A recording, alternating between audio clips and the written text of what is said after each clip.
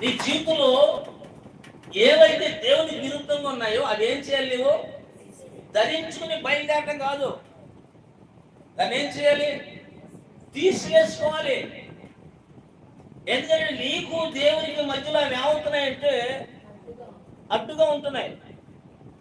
కనుక నువ్వేం చేయాలంటే ఇశ్రాయేలు ఎలాగా దేవునికి అడ్డుగా ఉన్న ఆభరణాలను తొలగించుకున్నారో, అది ఆభరణాలు కావచ్చు, నీకు అవిధేయత కావచ్చు, తిరుగుబాటు కావచ్చు, పడిపోయిన జీవితం కావచ్చు, మరి దేవునికి విరుద్ధమైన ఏ కార్యమైనా సరే నీవు తొలగించుకున్నప్పుడు దేవుని సన్నిధి మరలా నీ గృహాల్లోకి ప్రవేశిస్తుంది. సభలో కనబడుతుంది. హల్లెలూయా. అవి ధరించుకుని అవి నీతో ఉంచుకుని దేవుని సన్నిధి నీకు తోడుగా ఉండాలి అంటే దేవుడు ఏమవుతాడంటే